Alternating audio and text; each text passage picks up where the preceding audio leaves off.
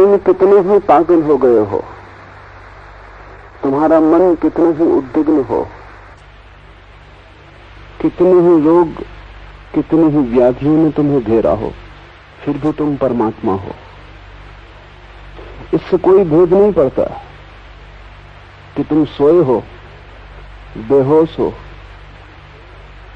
बेहोशी में भी परमात्मा ही तुम्हारे भीतर बेहोश है, सोए हुए भी परमात्मा ही तुम्हारे भीतर सो रहा है।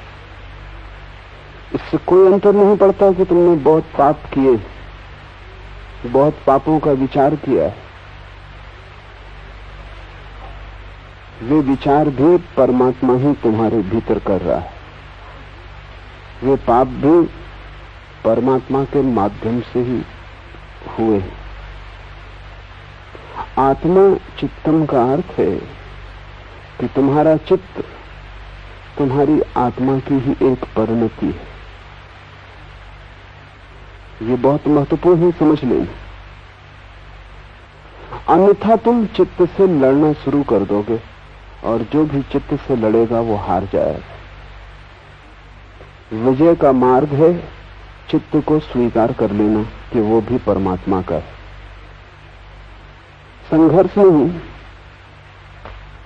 व्यर्थ की, द्वंद्व की, द्वैत की स्थिति नहीं। लहर भी सागर है। इस प्रतीति के साथ ही मन की विकृतियां क्षीण होनी शुरू हो जाती। जिस दिन भी तुम समझ पाओगे कि क्षुद्र में विराट छिपा है, क्षुद्र की क्षुद्रता खोनी शुरू हो जाएगी। उसकी सीमा तुम्हारी मानी हुई है। छोटे से कण की भी कोई सीमा नहीं, वो भी असीम का ही भाग है। सीमा तुम्हारी आंखों के कारण दिखाई पड़ती। जैसे ही तुम देख पाओगे कि सीमा में भी असीम छिपा है, सीमा खो जाएगी। ये जीवन की गहनतम प्रतीति है कि जिस दिन भी व्यक्ति अपने चित्त में भी परमात्मा को देखने लगता है, अपनी बुराई में भी उसी को देखता है, अपने भटकन में भी उसके ही चरण चिन्हों को पाता है, उसी दिन से भटकन बंद हो जाती। भटकन का अर्थ है कि तुमने अपने को परमात्मा से अलग माना है। उस अलगपन में ही तुम्हारा सारा पाप है, तुम्हारी सारी विकृति है। तुमने अपने को भिन्न माना है, वही तुम्हारा अहंकार है। और ये बड़े आश्चर्य की बात है कि अहंकार के संबंध में पापी और पुण्यात्मा में रत्ती भर भी भेद नहीं होता। पापी भी अहंकार से भरा होता है उतने ही जितना जिसे हम पुण्यात्मा कहते हैं वो अहंकार से भरा होता है। उनके कृत्य होंगे अलग, लेकिन उनकी प्रतीति एक ही। दोनों ही अपने को भिन्न मान रहे हैं। एक अपने को बुरा मान रहा है, एक अपने को भला मान रहा है, लेकिन दोनों अपने को भिन्न मान रहे हैं। और जब तक तुम भिन्न मानोगे तब तक तुम भिन्न बने रहोगे। भिन्न तुम हो नहीं, तुम्हारी मान्यता ने ही तुम्हें संकीर्ण किया है, तुम्हारी धारणा ने ही तुम्हें बांधा है। तुम अपने ही ख्याल में, अपने ही ख्याल के कारागृह में कैद हो। अन्यथा चारों तरफ खुला आकाश और कहीं कोई दीवार नहीं। किसी ने तुम्हें रोका नहीं, किसी ने कोई बाधा खड़ी नहीं की। तुम्हारी अस्मिता कैसे गल जाए। आत्मा चित्तम, इसका अर्थ है कि तुम नहीं हो, तुम परमात्मा हो। तुम बड़े विराट से जुड़े हो, तुम छोटी लहर नहीं, पूरे सागर हो। इस विराट की प्रतीति से तुम्हारा अहंकार खो जाएगा, और जहां अहंकार नहीं वहां पाप का कोई उपाय नहीं। एक ही पाप है कि मैं पृथक हूं। और ये पृथकता का भाव जिसे हम साधु कहते हैं उसमें भी बना रहता है। मैंने सुना है एक हठयोगी मरा, स्वर्ग पहुंचा, द्वार पर दस्तक दी, द्वार खुला और पहरेदार ने कहा स्वागत, भीतर आए। हठयोगी ठिठक गया।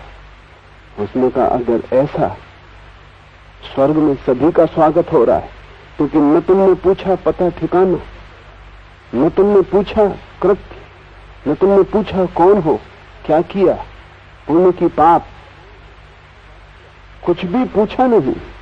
और सीधा अगर इस तरह स्वागत है ऐरे गहरे नत्थु खैरों का, तो ये स्वर्ग मेरे लिए नहीं। न आरक्षण किया, न कोई रिजर्वेशन, न कोई पूछताछ, सीधा स्वागत। तो फिर ये मेरी धारणा का स्वर्ग नहीं। ये अहंकार पुण्य से भरा है, पाप से नहीं। साधना की है इसने, बड़ी सिद्धियां पाई होंगी, लेकिन सब सिद्धियां व्यर्थ हो गई। सभी सिद्धियों ने अहंकार को ही भरा है, वे असिद्ध हो गई। बर्नार्ड शॉ को नोबेल प्राइज मिली तो एक छोटा सा लेकिन बड़ा कीमती क्लब है यूरोप में, वो केवल 100 व्यक्तियों को सदस्यता देता है पूरी पृथ्वी पर, चुने हुए लोगों का, जिनकी बड़ी महिमा है, नोबेल पुरस्कार जिन्होंने पाए हैं, या कोई और बड़ी जिनकी उपलब्धि है, बड़े चित्रकार, मूर्तिकार, साहित्यकार, और केवल 100 से ज्यादा संख्या उस क्लब की नहीं होती। जब एक सदस्य मरता है तभी कोई नया व्यक्ति प्रवेश करता है। लोग जीवन भर प्रतीक्षा करते हैं उस क्लब की सदस्यता मिल जाए। जब बर्नार्ड शॉ को नोबेल प्राइज मिली तो उस क्लब की सदस्यता का निमंत्रण उसके पास आया और क्लब ने कहा, हम गौरवान्वित होंगे तुम्हें अपना सदस्य बनाकर। बर्नार्ड शॉ ने उत्तर में लिखा, जो क्लब मुझे सदस्य बना के गौरवान्वित होता है वो मेरे योग्य नहीं।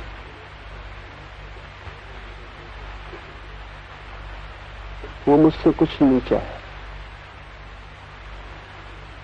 मैं उस क्लब का सदस्य बनना चाहूंगा जो मुझे सदस्य बनाने को राजी न हो। अहंकार हमेशा दुर्गम को खोजता है, कठिन को खोजता है, और जीवन बिल्कुल सरल है, इसलिए अहंकार जीवन से वंचित रह जाता है। और परमात्मा से सरल कुछ भी नहीं, इसलिए अहंकार उस द्वार पर जाता ही नहीं। वो द्वार खुला ही हुआ है, वहां स्वागत है ही, बिना पूछे कि तुम कौन हो। अगर परमात्मा के द्वार पर भी पूछा जाता हो कि तुम कौन हो, तब होगा स्वागत, तो वो द्वार सांसारिक हो गए। तुम उस द्वार पर ही खड़े हो। अगर तुमने पीठ की है तो अपने ही कारण, द्वार ने तुम्हें तिरस्कार नहीं किया है। तुम अगर आंख बंद किए हो और द्वार तुम्हें नहीं दिखता तो अपने ही कारण, अन्यथा द्वार सदा खुला है और निमंत्रण सदा तुम्हारे लिए, स्वागत सदा वहां लिखा है। आत्मा चित्तम, इसका अर्थ है कि तुम अपने को पृथक मत मानना, कितने ही बुरे तुम हो। इसका यह अर्थ नहीं है कि तुम अपनी बुराई किए चले जाना, इसका यह अर्थ नहीं है कि तुम बुरे बने रहना, तुम बने ही न रह सकोगे। मनुष्यविद कहते हैं कि व्यक्ति वैसा ही हो जाता है जैसा वो स्वयं को मानता है। मान्यता ही धीरे धीरे जीवन बन जाती। मनुष्यविद कहते हैं कि अगर आदमी बुरा भी हो तो भी उसे बुरा मत कहना, क्योंकि बुरा कहने से, बार बार पुनरुक्त करने से कि तुम बुरे हो, ये मंत्र बन जाता है। और अगर सब तरफ सभी लोग दोहराते हो कि तुम बुरे हो, तो वो व्यक्ति भी भीतर दोहराने लगता है कि मैं बुरा हूं। न केवल वो दोहराता है, बल्कि जो सबकी अपेक्षा है उसको सिद्ध करने की कोशिश भी करता है। धीरे धीरे बुराई में आबद्ध हो जाता है। शायद धर्म की जगत में खोज करने वाले लोग इस सत्य को बहुत पहले पहचान लिए थे। उन्होंने तुम्हें जीवन की परम सत्ता को मंत्र बनाने को कहा है। आत्मा चित्तम, तुम परमात्मा हो, तुम्हारी आत्मा ही तुम्हारा मन है। ये बड़ी से बड़ी बात है जो तुम्हारे संबंध में कही जा सकती है। और अगर ये तुम्हारा मंत्र बन जाए और ये तुम्हारे जीवन में ओतप्रोत हो जाए, तुम्हारे रोए रोए में समा जाए इसकी झनकार, तो तुम धीरे धीरे पाओगे जो तुमने सोचा वो तुम होने लगे हो। जो तुमने धुना भीतर वो तुम्हारे जीवन में आना शुरू हो गया है। धर्म की शुरुआत तुम नहीं हो, परमात्मा है, इस सूत्र से होती है। माना तुम सोए हो, मानो कि तुम बहुत अर्थों में बुरे हो, मानो कि बहुत भूल चूक तुमने की, लेकिन इससे तुम्हारे स्वभाव में कोई भी फर्क नहीं पड़ता। निर्मलता तुम्हारा स्वभाव है। तुम कितने ही बुरा किए हो, इस बात का स्मरण आ जाए कि मैं परमात्मा हूं, सब बुराई कट जाएगी।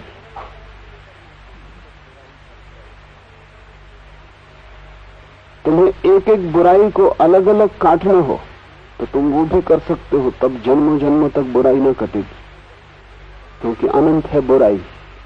और एक एक बुराई को जो काटने चलेगा वो कभी भी काट ना पाएगा, क्योंकि जब तुम एक बुराई काटते हो तब तुम 10 बुराइयां पैदा भी कर रहे हो। एक बुराई काटते हो, 99 बुराई तो तुम्हारे भीतर मौजूद है। वो तुम्हारी एक भलाई को भी रंग देंगी, उसे भी बुरा कर देंगी। इसलिए तुम पुण्य भी करते हो तो वो भी पाप जैसा हो जाता है। तुम अमृत भी छूते हो तो जहर हो जाता है, क्योंकि से सब बुराइयां उस पर टूट पड़ती हैं। तुम मंदिर भी बनाओ क्योंकि उससे विनम्रता नहीं आती, उससे अहंकार भरता है, और अहंकार के बड़े सूक्ष्म रास्ते। व्यर्थ से भी अहंकार भरता है। मुल्ला नसरुद्दीन के पास एक कुत्ता था, न उस कुत्ते की कोई नस्ल का ठिकाना था, न कोई ढंढोल, देखने में बस शक्ल कमजोर, हर समय डरा हुआ, भयभीत, पैर झुके हुए, शरीर दुर्बल, लेकिन नसरुद्दीन उसकी भी तारीफ आंका करता था। मैंने उससे पूछा, कुछ इस कुत्ते के संबंध में बताओगी? नसरुद्दीन ने कहा, नाम उसने रखा था उसका अडोल्फ हिटलर। नसरुद्दीन ने कहा, हिटलर की नस्ल का भला कोई ठीक ठीक पता ना हो, लेकिन बड़ा कीमती जानवर है, और एक अजनबी कदम नहीं रख सकता घर के आसपास बिना हमें खबर हुए। हिटलर फौरन खबर देता है। मैंने पूछा, क्या करता है तुम्हारा हिटलर? क्योंकि उसे देख के संदेह होता था कि वो कुछ कर सकेगा। भौंकता है, चिल्लाता है, चीखता है, काटता है, क्या करता है? नसरुद्दीन ने कहा, ये नहीं, जब भी कोई अजनबी आता है हिटलर फौरन हमारे बिस्तर के नीचे आकर छिप जाता है। ऐसा कभी नहीं होता कि अजनबी आ जाए और हमें पता न हो, मगर उसका भी गुण गौरव। तुम्हारा अहंकार मुल्ला नसरुद्दीन के हिटलर जैसा है, न तो नस्ल का कोई पता। तुम्हें पता है तुम्हारा अहंकार कहां से पैदा हुआ? जो है ही नहीं वो पैदा कैसे होगा? वो भ्रांति है, उसकी नस्ल का कोई पता नहीं हो सकता। तुम तो परमात्मा से पैदा हुए, तुम्हारा अहंकार कहां से पैदा हुआ? तो तुमने ही निर्मित कर लिया है। और कभी तुमने अपने अहंकार को गौर से देखा कि भला नाम तुम अडोल्फ हिटलर रख लिए हो? सभी सोचते हैं, लेकिन उसके पैर बिल्कुल झुके,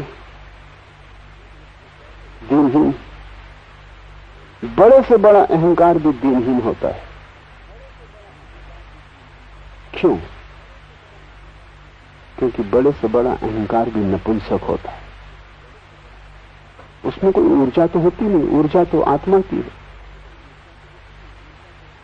ऊर्जा का स्रोत अलग है, इसलिए अहंकार को 24 घंटे संभालना पड़ता है। वो अपने पैर पर खड़ा भी नहीं रह सकता, उसे और पैर हमें उधार देने पड़ते। कभी पद से हम सहारा देते हैं, कभी धन से सहारा देते हैं, कभी पुण्य से सहारा देते हैं, कुछ न बने तो पाप से सहारा देते हैं। कारागृह में जाके देखो, वहां लोग अपने पापों की झूठी चर्चा करते हैं जो उन्होंने कभी किए ही नहीं। जिसने एक आदमी को मारा वो कहता है कि मैंने सैकड़ों का सफाया कर दिया, क्योंकि कारागृह में अहंकार के बड़े होने का वही उपाय है।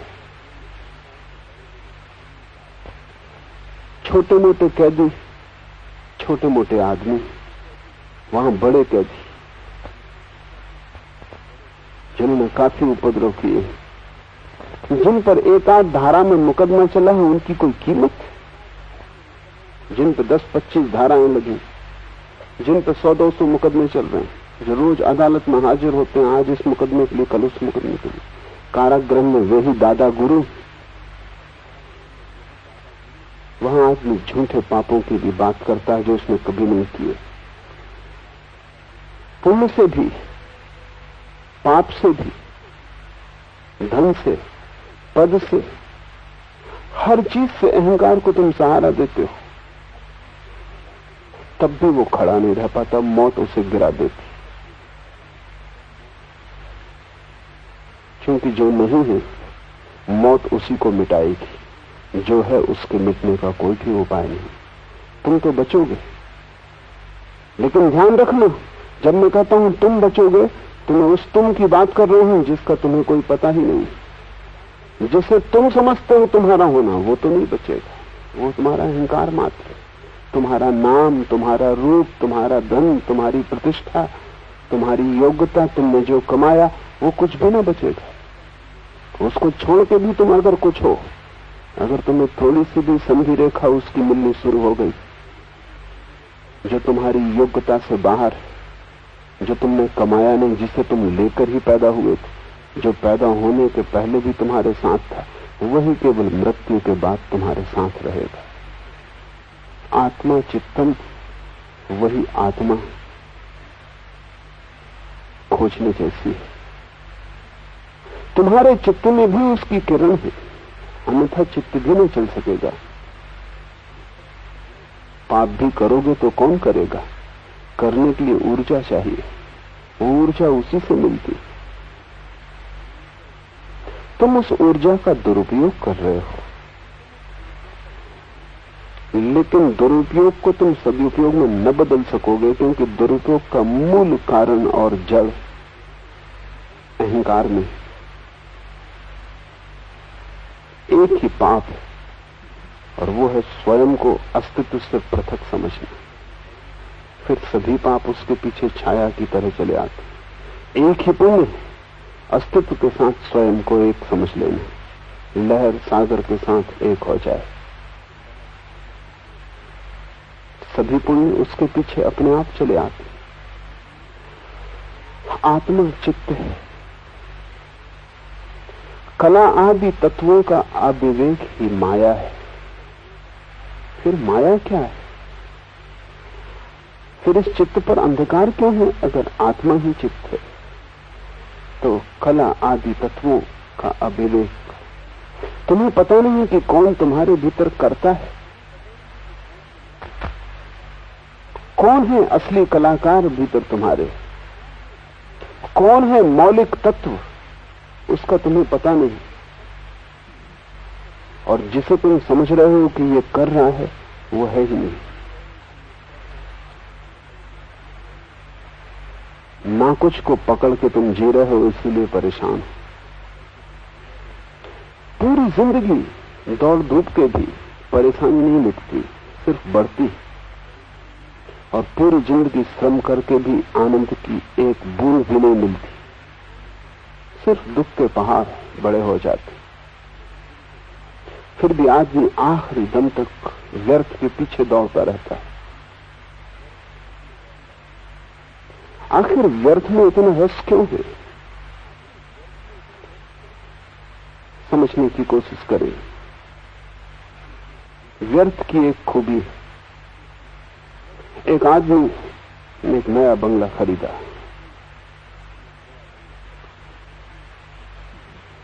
बगीचा लगाया, फूल के बीज डाले, पौधे भी आने शुरू हुए, लेकिन साथ साथ घास पात भी उगा। वो थोड़ा चिंतित हुआ। उसने पड़ोसी मुल्ला नसरुद्दीन से पूछा कि कैसे पहचाना जाए कि क्या घास पात है और क्या असली पौधा है। नसरुद्दीन ने कहा, सीधी तरकीब है, दोनों को उखाड़ लो। जो फिर से उगाए वो घास पात है,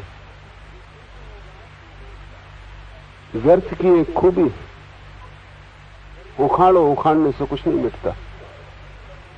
उखाड़ने में सार्थक तो खो जाएगा, व्यर्थ फिर उगाएगा। सार्थक को बो, तब भी पक्का नहीं कि फसल काट पाओगे, क्योंकि हजार बाधाएं। व्यर्थ को बो ही मत, तो भी फसल काटोगे। उखाड़ उखाड़ के फेंको तो और उगाएगा।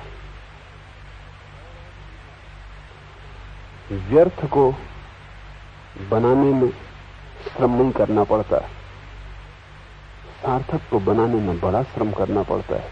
इसलिए तुमने व्यर्थ को चुना है। वो अपने से उग रहा है।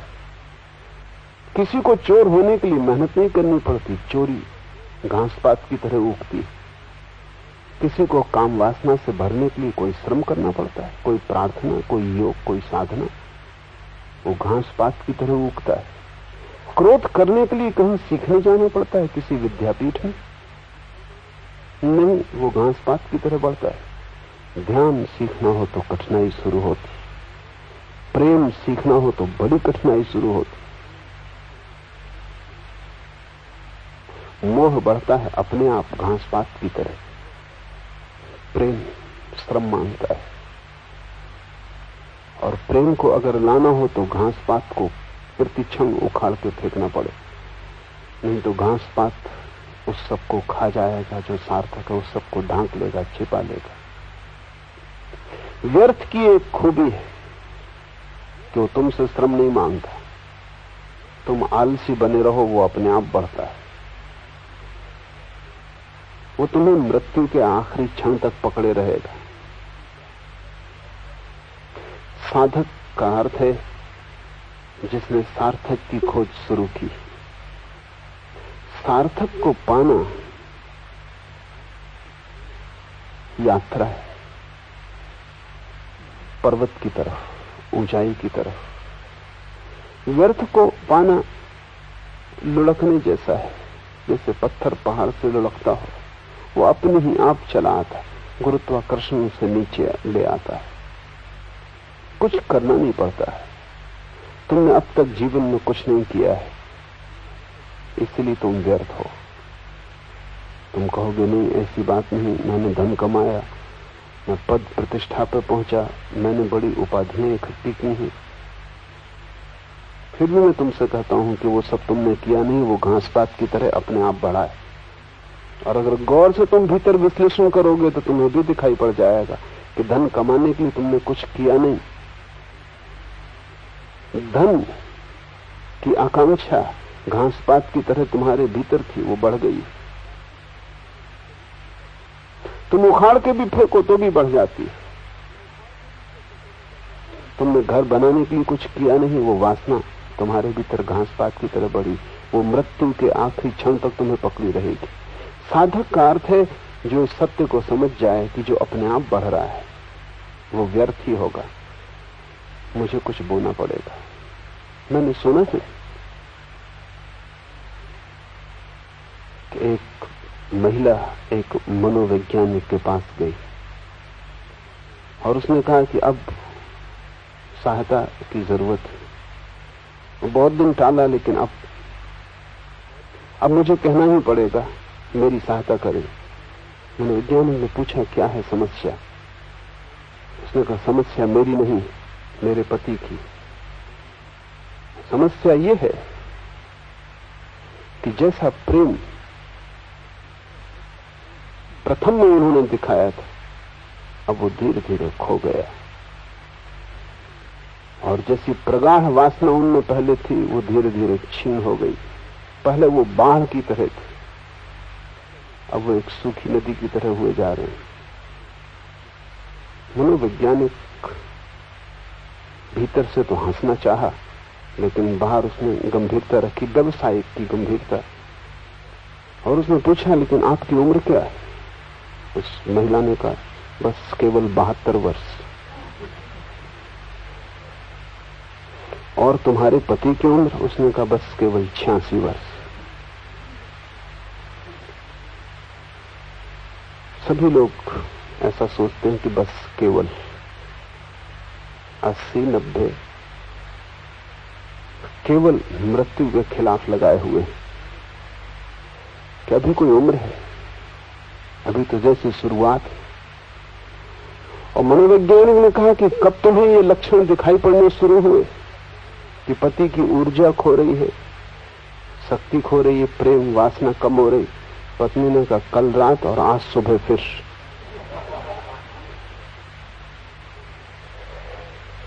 अंतिम मरते क्षण तक कचरा ही पकड़े रखता है, क्योंकि उसके लिए कुछ करने की जरूरत नहीं, वो अपने से उग रहा है। मेरे पास लोग आते हैं, वो कहते हैं ध्यान करते हैं छूट जाता है, 2 दिन चलता है फिर बंद हो जाता है। ऐसा वासना के साथ नहीं होता, ऐसा क्रोध के साथ नहीं होता। तुम कभी भूल के भी नहीं छोड़ पाते, उसे तुम पकड़े ही रहते हो। मामला क्या है?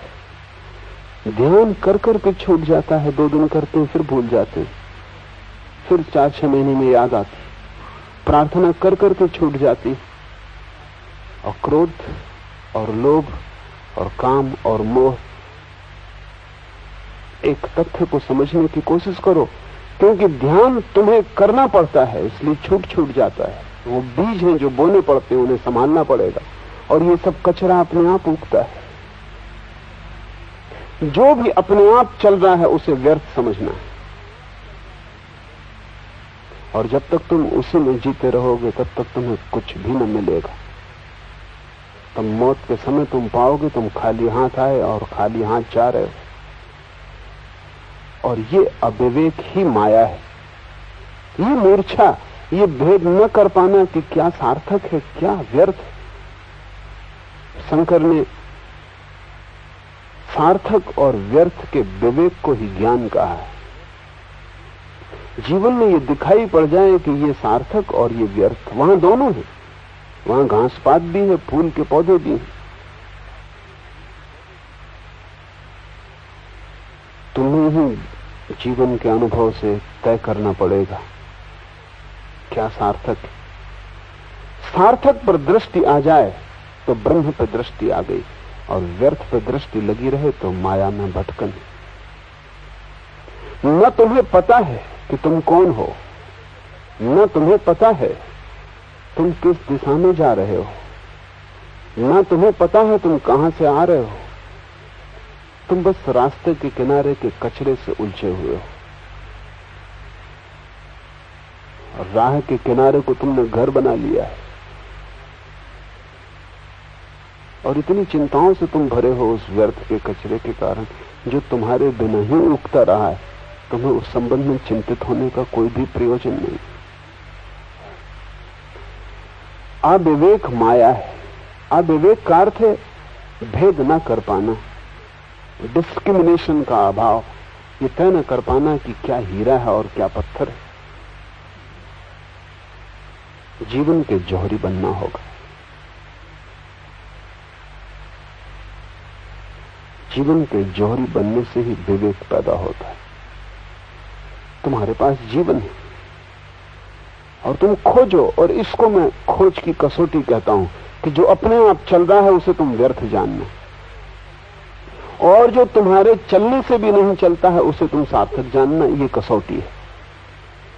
और जिस दिन तुम्हारे जीवन में वो चलने लगे जिसे तुम चलाना चाहते थे और जिसका चलना मुश्किल था, उस दिन समझना कि फूल आएंगे। और जिस दिन उसका उगना बंद हो जाए जो अपने आप उगता था, समझना माया समाप्त हुई। मोह आवरण से युक्त योगी को सिद्धियां तो फलित हो जाती हैं, लेकिन आत्मज्ञान नहीं होता।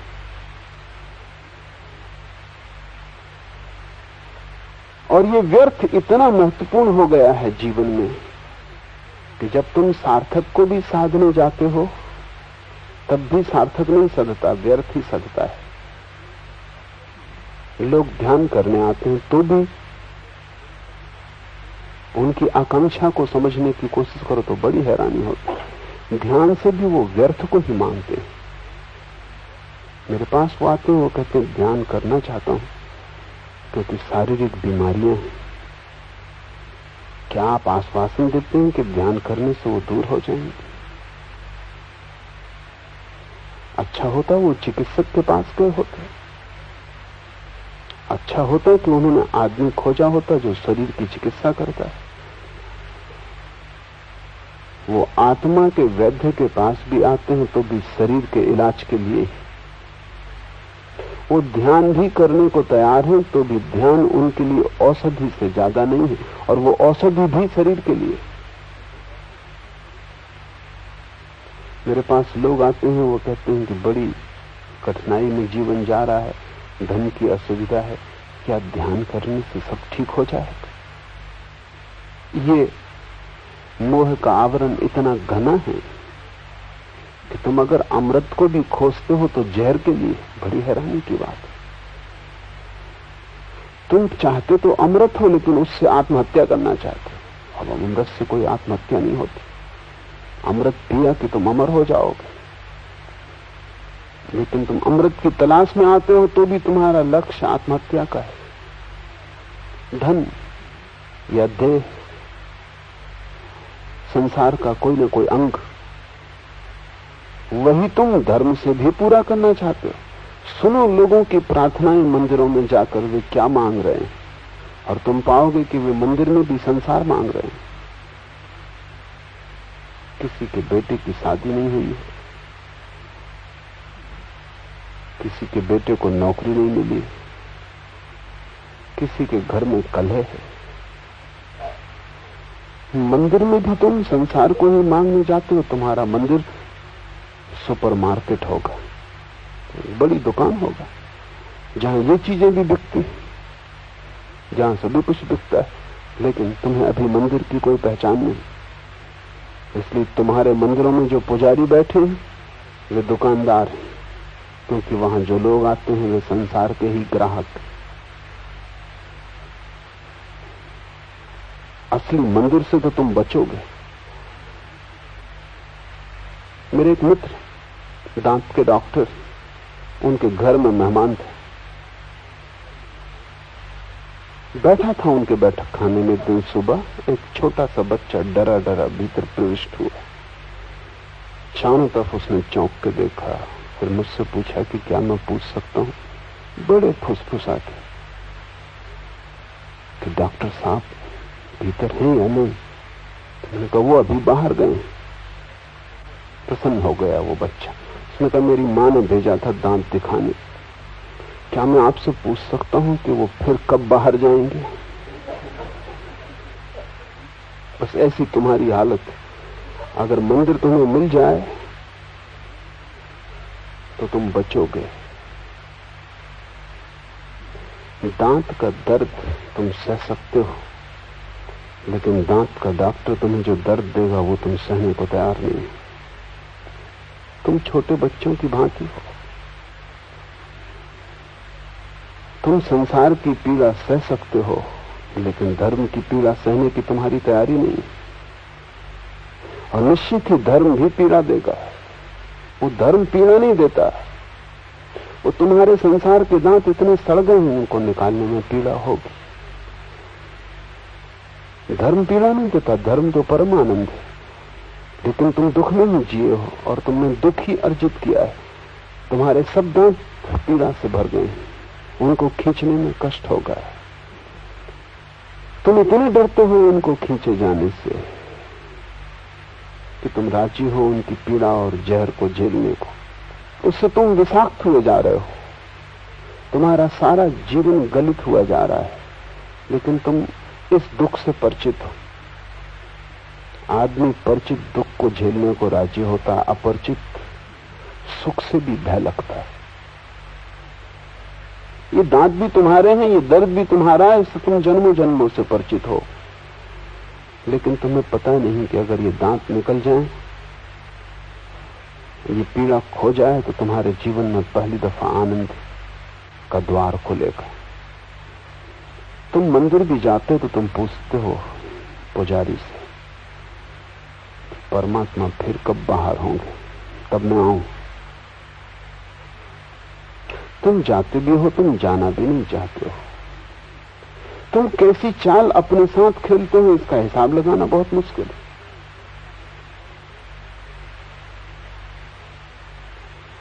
निरंतर तुम्हें देख के, तुम्हारी समस्याओं को देख के मैं इस नतीजे पे पहुंचा हूं कि तुम्हारी एक ही मात्र समस्या है कि तुम ठीक से यही नहीं समझ पा रहे हो कि तुम क्या करना चाहते हो। ध्यान करना चाहते हो, ये भी पक्का नहीं। फिर ध्यान नहीं होता तो तुम परेशान होते हो, लेकिन जो करने का तुम्हारा पक्का ही नहीं है वो तुम पूरे पूरे भाव से करोगे नहीं, आधे आधे भाव से करोगे। और आधे आधे भाव से जीवन में कुछ भी नहीं होता। व्यर्थ तो बिना भाव के भी चलता है, उसमें तुम्हें कुछ भी लगाने की जरूरत नहीं, उसकी अपनी ही गति है। लेकिन सार्थक में जीवन को डालना पड़ता है, दांव पर लगाना होता है। ये सूत्र कहता है, मोह आवरण से युक्त योगी को सिद्धियां तो फलित हो जाती है, लेकिन आत्मज्ञान नहीं होता। मोह का आवरण इतना घना है कि अगर तुम धर्म की तरफ भी जाते हो तो तुम चमत्कार खोजते हो। वहां भी अगर बुद्ध खड़े हो तुम न पहचान सकोगे, तुम सत्य साईं बाबा को पहचानोगे। अगर बुद्ध और सत्य साईं बाबा दोनों खड़े हो तो तुम सत्य साईं बाबा के पास जाओगे, बुद्ध के पास नहीं। क्योंकि बुद्ध ऐसी मूर्खता न करेंगे कि तुम्हें ताबीज दें, हाथ से राख गिराएं। बुद्ध कोई मदारी नहीं है, लेकिन तुम मदारियों की तलाश में हो। तुम चमत्कार से प्रभावित होते हो क्योंकि तुम्हारी गहरी आकांक्षा, वासना परमात्मा की नहीं, तुम्हारी गहरी वासना संसार की। जहां तुम चमत्कार देखते हो वहां लगता है कि यहां कोई गुरु है, यहां आशा बंधती है कि वासना पूरी होगी। जो गुरु हाथ से ताबीज निकाल सकता है वो चाहे तो कोहनूर भी निकाल सकता है। बस गुरु के चरणों में सेवा में लग जाने की जरूरत है। आज नहीं कल कोहनूर भी निकलेगा। क्या फर्क पड़ता है, गुरु को ताबीज निकाला, कोहनूर भी निकल सकता है। कोहनूर की तुम्हारी आकांक्षा है। कोहनूर के लिए छोटे छोटे लोग ही नहीं, बड़े से बड़े लोग भी चोर होने को तैयार है।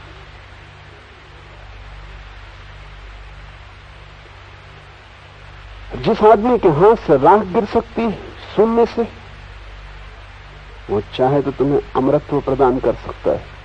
बस केवल गुरु सेवा की जरूरत है। नहीं, बुद्ध से तुम वंचित रह जाओगे, क्योंकि वहां कोई चमत्कार घटित नहीं होता। जहां सारी वासना समाप्त हो गई, वहां तुम्हारी किसी वासना को तृप्त करने का भी कोई सवाल नहीं। बुद्ध के पास तो महानतम चमत्कार, आखिरी चमत्कार घटित होता है। निर्वासना का प्रकाश है वहां, लेकिन तुम्हारी वासना से भरी आंखें वो न देख पाएंगी। बुद्ध को तुम तभी देख पाओगे, तभी समझ पाओगे, उनके चरणों में तुम तभी झुक पाओगे जब सच में ही संसार की व्यर्थता तुम्हें दिखाई पड़ गई हो, मोह का आवरण टूट गया हो। मोह एक नशा है। जैसे नशे में डूबा हुआ कोई आदमी चलता है, डगमगाता है, पक्का पता भी नहीं कहां जा रहा है, क्यों जा रहा है, चलता है बेहोशी में। ऐसे तुम चलते रहे हो। कितना ही तुम संभालो अपने पैरों को, इससे कोई फर्क नहीं पड़ता। सभी शराबी संभालने की कोशिश करते। तुम अपने को भला धोखा दे लो, दूसरों को कोई धोखा नहीं हो पाता। सभी शराबी कोशिश करते हैं कि वो नशे में नहीं। वो जितनी कोशिश करते हैं उतना ही प्रकट होता है। और ये मोह नशा है। और जब मैं कहता हूं मोह नशा है तो बिल्कुल रासायनिक अर्थों में कहता हूं कि मोह नशा है। मोह की अवस्था में तुम्हारा पूरा शरीर नशीले द्रव्यों से भर जाता है। वैज्ञानिक अर्थों में भी जब तुम किसी एक स्त्री के प्रेम में गिरते हो तो तुम्हारा पूरे शरीर का खून विशेष रासायनिक द्रव्यों से भर जाता है। वे द्रव्य वही जो भंग में, गांजे में, LSD में। इसलिए स्त्री जिसके तुम प्रेम में पड़ गए हो वो स्त्री अलौकिक दिखाई पड़ने लगती, वो इस पृथ्वी की नहीं मालूम होती। जिस पुरुष के तुम प्रेम में पड़ जाओ वो पुरुष इस लोक का नहीं मालूम पड़ता है। नशा उतरेगा तब वो दो कौड़ी का दिखाई पड़ेगा, जब तक नशा है। इसलिए तुम्हारा कोई भी प्रेम स्थायी नहीं हो सकता, क्योंकि नशे की अवस्था में किया गया है। वो मोह का एक रूप है, होश में नहीं हुआ है, वो बेहोशी में हुआ है। इसलिए हम प्रेम को अंधा कहते हैं। प्रेम अंधा नहीं, मोह अंधा है। हम भूल से मोह को प्रेम समझते हैं। प्रेम तो आंख, उससे बड़ी कोई आंख नहीं। प्रेम की आंख से तो परमात्मा दिखाई पड़ जाता है, इस संसार में छिपा हुआ है। मोह अंधा है, जहां कुछ भी नहीं है वहां सब कुछ दिखाई पड़ता है। मोह एक सपना है। और जिनको हम योगी कहते हैं वो भी इस मोह से ग्रस्त होते हैं। सिद्धियां तो हल हो जाती हैं, वे कुछ शक्तियां तो पा लेते हैं।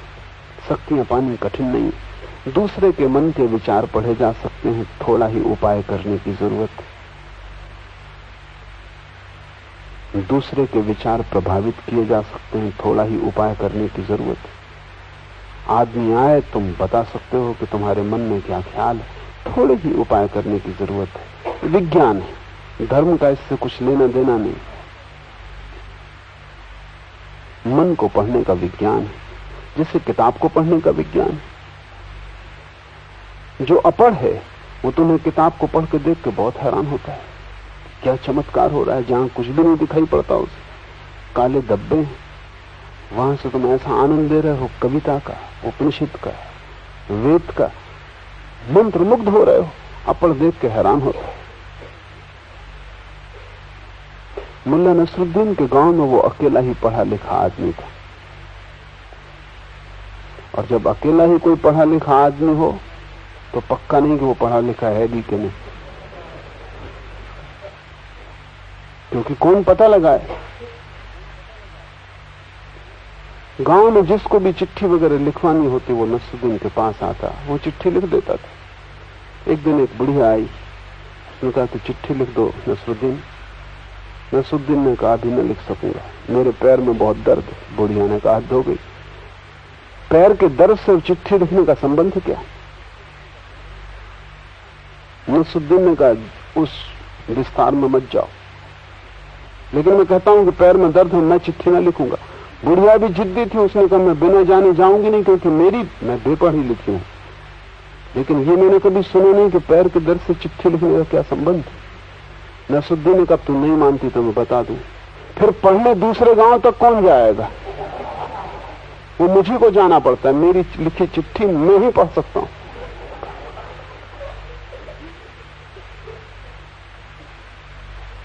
अभी मेरे पैर में दर्द है, मैं लिखने वाला नहीं। गैर पढ़ा लिखा आदमी किताब में खोए आदमी को देख के चमत्कृत होता है, लेकिन पढ़ना सीखा जा सकता है, उसकी कला है।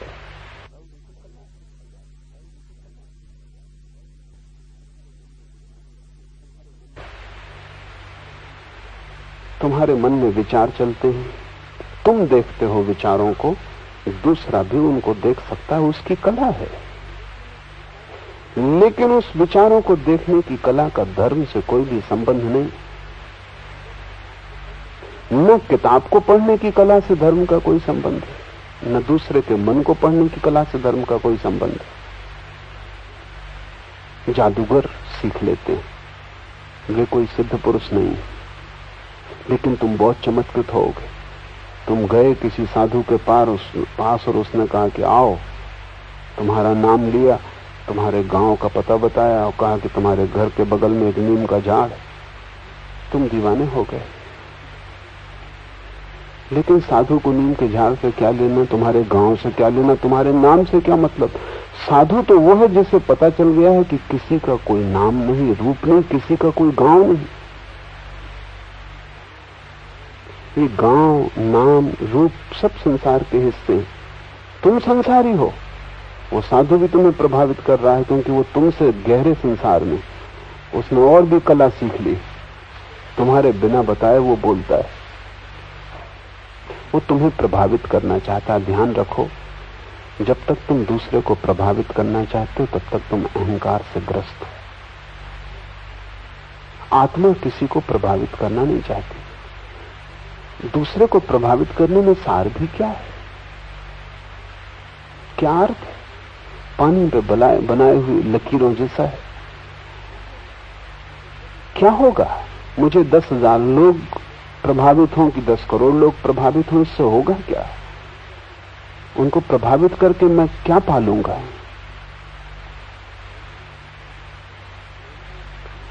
अज्ञानियों की भीड़ को प्रभावित करने की इतनी उत्सुकता अज्ञान की खबर देती है। तो राजनेता दूसरों को प्रभावित करने में उत्सुक होता है, समझ में आता है, लेकिन धार्मिक व्यक्ति क्यों दूसरों को प्रभावित करने में उत्सुक होगा? और जब भी तुम दूसरे को प्रभावित करना चाहते हो तब तक एक बात याद रखना, तुम आत्मस्थ नहीं हो। दूसरे को प्रभावित करने का अर्थ है कि तुम अहंकार स्थित हो। अहंकार दूसरे के प्रभाव को भोजन की तरह उपलब्ध करता है, उसी पे जीता है। जितनी आंखें मुझे पहचान लें उतना मेरा अहंकार बड़ा होता है। अगर सारी दुनिया मुझे पहचान ले तो मेरा अहंकार सर्वोत्कृष्ट हो जाता है। कोई मुझे ना पहचाने, गांव से निकलूं, सड़क से गुजरूं, कोई देखे ना, कोई रिकॉग्निशन नहीं, कोई प्रतिभिज्ञा नहीं, किसी की आंख में झलक ना आए, लोग ऐसा जैसे कि मैं हूं ही नहीं, बस वहां अहंकार को चोट है। अहंकार चाहता है दूसरे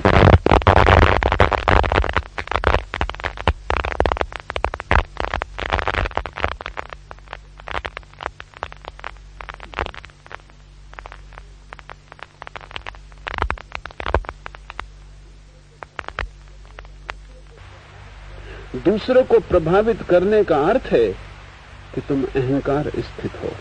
अहंकार दूसरे के प्रभाव को भोजन की तरह उपलब्ध करता है, उसी पे जीता है। जितनी आंखें मुझे पहचान लें उतना मेरा अहंकार बड़ा होता है। अगर सारी दुनिया मुझे पहचान ले तो मेरा अहंकार सर्वोत्कृष्ट हो जाता है। कोई मुझे ना पहचाने, गांव से निकलूं, सड़क से गुजरूं, कोई देखे ना, कोई रिकॉग्निशन नहीं, कोई प्रतिभिज्ञा नहीं, किसी की आंख में झलक ना आए, लोग ऐसा जैसे कि मैं हूं ही नहीं, बस वहां अहंकार को चोट है। अहंकार चाहता है दूसरे ध्यान दें। ये बड़े मजे की बात है। अहंकार ध्यान नहीं करना चाहता, दूसरे उस पर ध्यान करें, सारी दुनिया उसकी तरफ देखे, वो केंद्र हो जाए। धार्मिक व्यक्ति दूसरा मेरी तरफ देखे इसकी फिक्र नहीं करता, मैं अपनी तरफ देखूं, क्योंकि अंततः वही मेरे साथ जाएगा। ये तो बच्चों की बात हुई। बच्चे खुश होते हैं कि दूसरे उनकी प्रशंसा करें, सर्टिफिकेट घर लेके आते हैं तो नाचते कूदते आते हैं। लेकिन बुढ़ापे में भी तुम सर्टिफिकेट मांग रहे हो, तब तुमने जिंदगी गंवा दी। सिद्धि की आकांक्षा दूसरों को प्रभावित करने में धार्मिक व्यक्ति की वो आकांक्षा नहीं, वही तो संसारिक का स्वभाव है। ये सूत्र कहता है, मोह आवरण से युक्त योगी को सिद्धियां तो फलित हो जाती, लेकिन आत्मज्ञान नहीं होता। वो कितना ही बड़ी सिद्धियों को पाले, उसके छूने से मुर्दा जिंदा हो जाए, उसके स्पर्श से बीमारियां खो जाएं,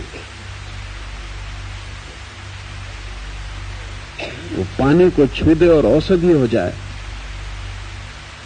लेकिन उससे आत्मज्ञान का कोई भी संबंध नहीं। सच तो स्थिति उल्टी है। जितना ही वो व्यक्ति सिद्धियों से भरता जाता है उतना ही आत्मज्ञान से दूर होता जाता है, क्योंकि जैसे जैसे अहंकार भरता है वैसे वैसे आत्मा खाली होती, और जैसे जैसे अहंकार खाली होता है वैसे वैसे आत्मा भरती। तुम दोनों को साथ ही साथ न भर पाओगे। दूसरे को प्रभावित करने की आकांक्षा छोड़ दो, अन्यथा योग भी भ्रष्ट हो जाएगा। तब तुम योग भी साधोगे, वो भी राजनीति होगी, धर्म नहीं। और राजनीति एक जाल है।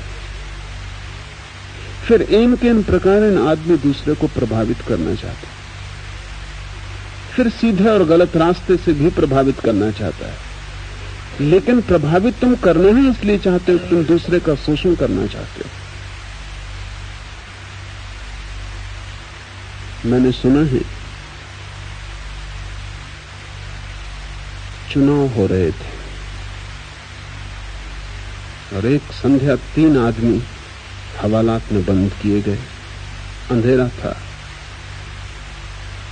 तीनों ने अंधेरे में एक दूसरे को परिचय दिया।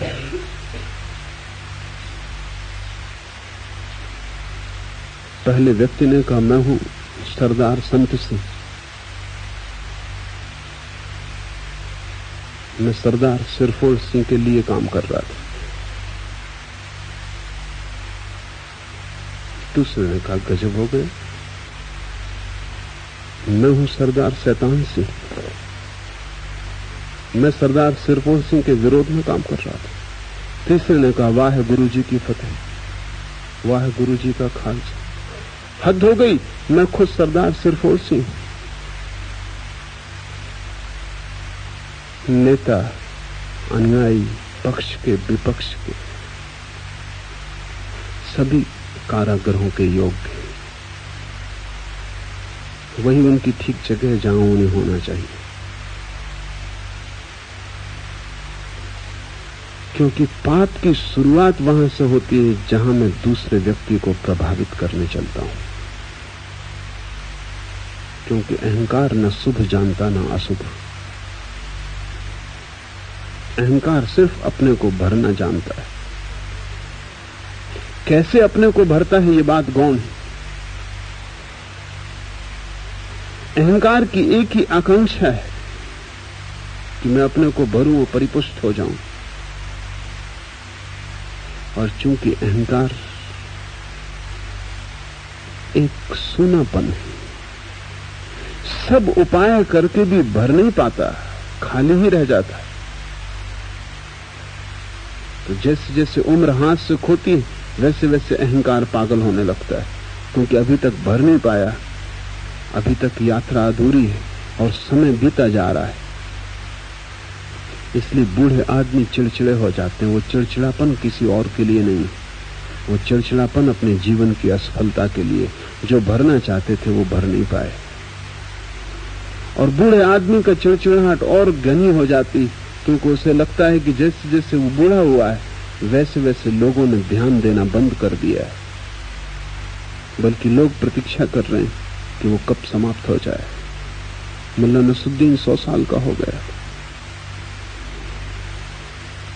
मैंने उससे पूछा कि क्या तुम कुछ कारण बता सकते हो नसरुद्दीन, कि परमात्मा ने तुम्हें इतनी लंबी उम्र क्यों दी? उसने बिना कुछ झिझक के कहा, संबंधियों के धैर्य की परीक्षा के लिए। सभी बूढ़े संबंधियों के धैर्य की परीक्षा कर रहे हैं। 24 घंटे देख रहे हैं कि ध्यान उनकी तरफ से हटता जा रहा है। मौत तो उन्हें बाद में मिटाएगी, लोग उनकी पीठ उन्हें पहले ही मिटा देती, उससे चिड़चिड़ापन पैदा होता है। तुम सोच भी नहीं सकते कि निक्सन का चिड़चिड़ापन अभी कैसा होगा। सब पीठ हो गई, जिनके चेहरे थे, जो अपने थे वो पराये हो गए, जो मित्र थे वो शत्रु हो गए, जिन्होंने सहारे दिए थे उन्होंने सहारे छीन लिए, सब ध्यान हट गया। निक्सन अस्वस्थ है, बेचैन है, परेशान है। जो भी आदमी जाता है निक्सन के पास, उससे वो पहली बात ये पूछते कि मैंने जो किया वो ठीक किया? लोग मेरे संबंध में क्या कह रहे हैं? अभी आदमी शिखर पर था, अभी आदमी खाई में पड़ा है। ये शिखर और खाई किस बात की थी? ये आदमी तो वही जो कल था, पत्थर था, वही आदमी अभी भी है। सिर्फ अहंकार शिखर पे था, अब खाई में। आत्मा तो जहां की तहां। काश इस आदमी को उसकी याद आ जाए जिसका न कोई शिखर होता, न कोई खाई होती, न कोई हार होती, न जीत होती, जिसको लोग देखें तो ठीक, न देखें तो ठीक, जिसमें कोई फर्क नहीं पड़ता, जो एक रस। उस एक रसता का अनुभव तुम्हें तभी होगा जब तुम लोगों का ध्यान मांगना बंद कर दो, ये भिखमंगापन बंद करो। सिद्धियों से क्या होगा? लोग तुम्हें चमत्कारी कहेंगे, लाखों की भीड़ इकट्ठी होगी, लेकिन लाखों मूढ़ों को इकट्ठा करके क्या सिद्ध होता है कि तुम इन लाखों मूढ़ों के ध्यान के केंद्र हो, तुम महामूढ़ हो।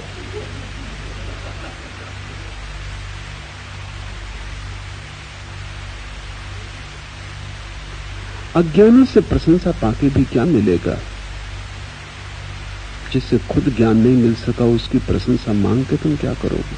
जो खुद भटक रहा है उसके तुम नेता हो जाओगे? उसके सम्मान का कितना मूल्य है?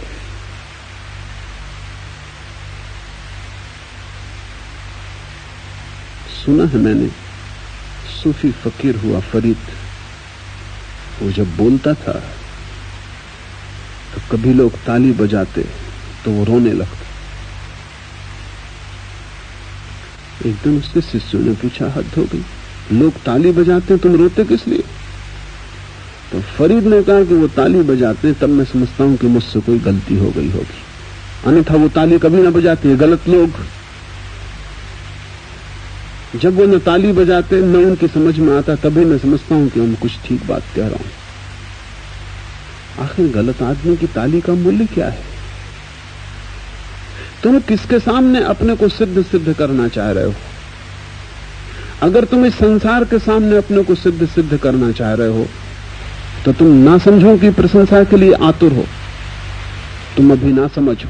और अगर तुम सोचते हो कि परमात्मा के सामने तुम अपने को सिद्ध करना चाह रहे हो कि मैं सिद्ध हूं, तो तुम और महा ना समझो, क्योंकि उसके सामने तो विनम्रता चाहिए, वहां तो अहंकार काम न करेगा, वहां तो तुम मिट के जाओगे तो ही स्वीकार पाओगे।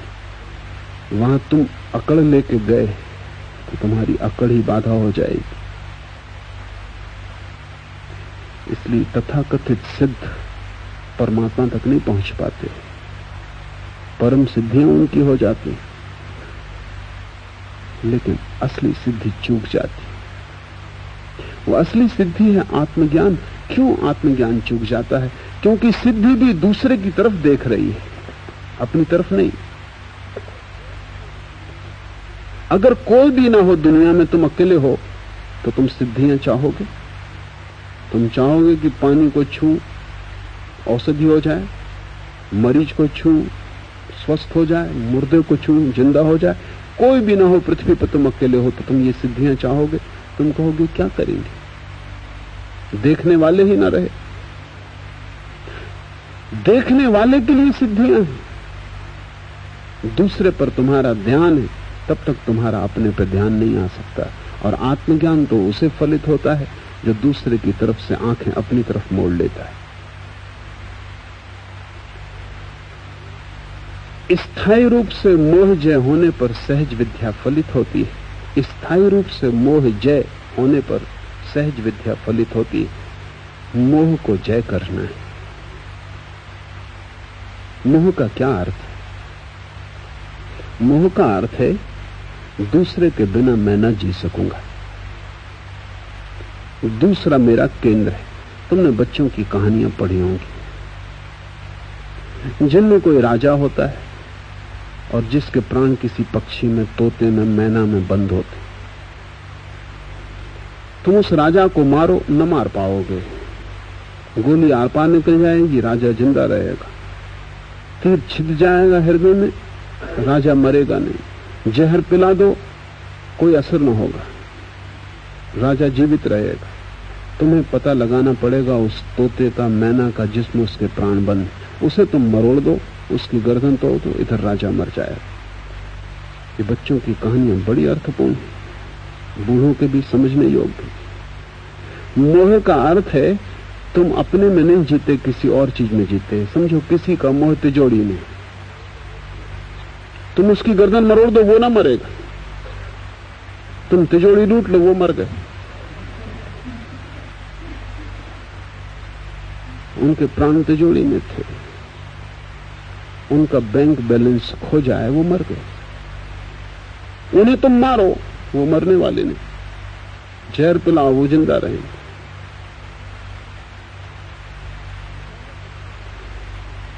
मोह का अर्थ है तुमने अपने प्राण अपने से हटा के कहीं और रख दिए।